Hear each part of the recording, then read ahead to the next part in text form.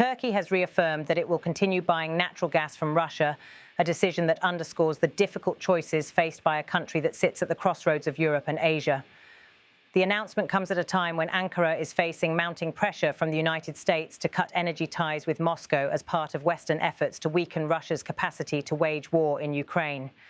The decision reflects Turkey's dependence on imported energy and its need to ensure a steady supply of gas for its citizens as winter approaches. Officials in Ankara have made it clear that they cannot afford to risk energy shortages during the colder months.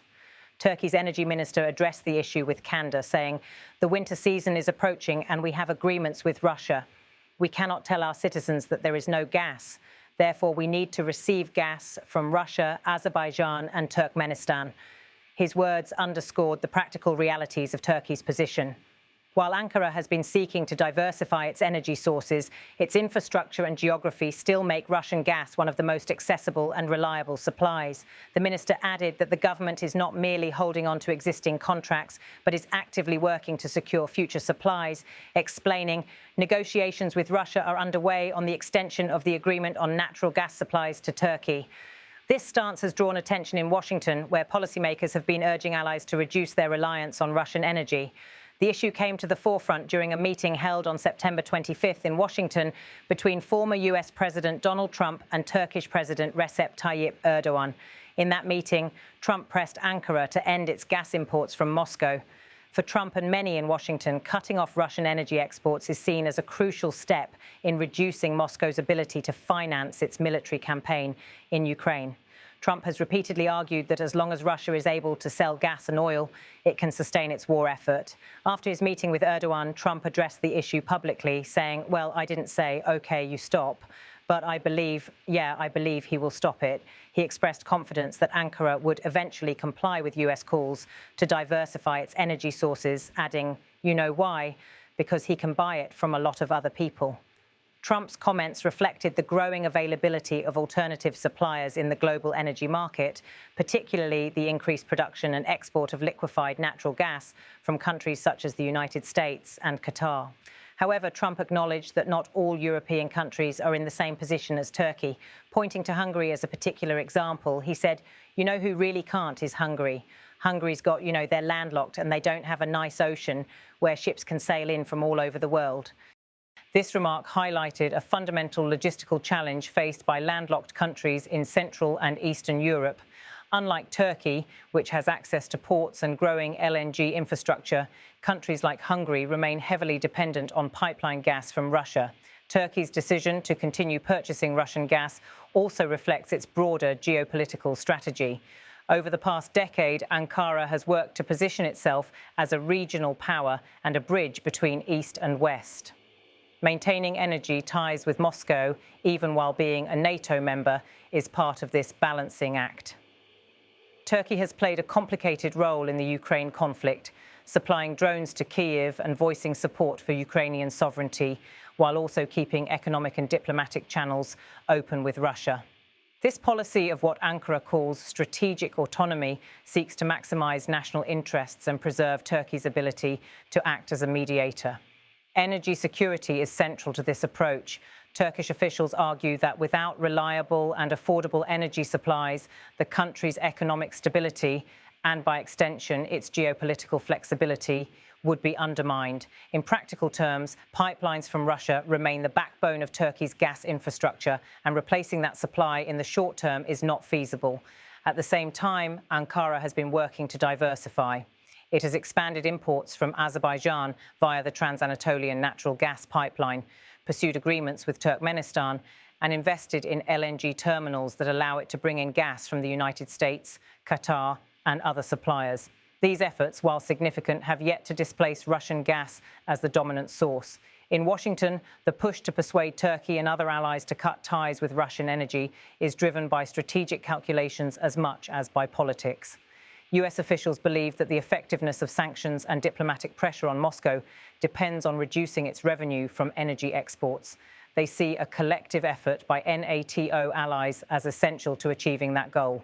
However, Turkey's determination to keep Russian gas flowing illustrates the difficulty of building a united front when national interests and immediate domestic needs diverge from broader geopolitical objectives.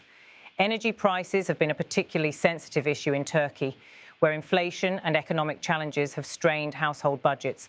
Ensuring affordable and steady supplies of gas is not just an economic imperative, but a political necessity for President Erdoğan's government.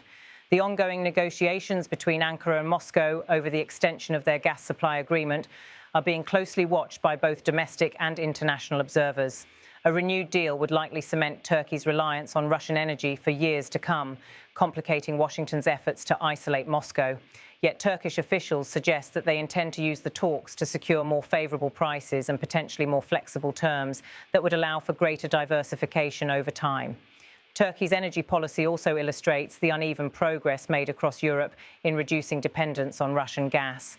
Countries with access to seaports and LNG facilities have moved faster to diversify their energy sources, while landlocked nations remain constrained by geography and infrastructure. This uneven transition has complicated Washington's drive for a coordinated strategy to cut off Moscow's energy revenue. For Ankara, the priority remains clear: ensuring energy security during the winter months. Turkish leaders have consistently stated that political considerations cannot override the immediate needs of their population, particularly in times of peak demand. As the winter season sets in, the stakes for Turkey's energy strategy are high. Any disruption in supply or sharp increases in prices could provoke public discontent and test the resilience of the country's energy infrastructure. The government's focus is therefore on stability and predictability, even if it means defying US pressure. The coming months will show whether Turkey's balancing act can hold in the face of geopolitical tensions and shifting energy markets. Much will depend on how the war in Ukraine evolves, how global energy prices behave, and whether Ankara can accelerate efforts to diversify its sources without jeopardizing its current supplies. For now, the message from Ankara is unmistakable. Energy security comes first. The Turkish energy minister's assertion that the country cannot tell its citizens there is no gas captures the essence of this pragmatic approach. Meanwhile, Trump's confidence that Turkey can buy gas from a lot of other people reflects a belief that global markets can provide alternatives, a belief that Ankara may share in the long term, but does not yet see as realistic for the immediate future. The divergence between US strategic aims and Turkey's domestic priorities highlights a central challenge in international diplomacy during times of conflict. While shared security concerns unite allies in principle, practical needs, like energy, often pull them in different directions. Turkey's stance also underscores the reality that transitions in energy supply cannot be achieved overnight. Infrastructure, logistics, pricing, and political considerations all play a role in determining how quickly countries can shift away from long-standing dependencies. As winter unfolds, Turkey's decision to stick with Russian gas is likely to remain a point of contention between Ankara and Washington, as well as a topic of keen interest for Europe's energy and security policymakers. For now, Ankara's calculation remains pragmatic and focused on immediate needs, even as it keeps the door open to greater diversification in the future. The key statements that have defined this debate reflect the tensions at play.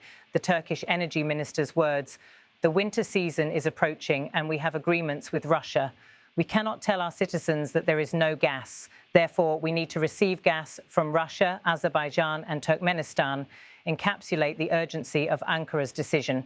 His further remark that negotiations with Russia are underway on the extension of the agreement on natural gas supplies to Turkey signals a long-term approach to securing supplies.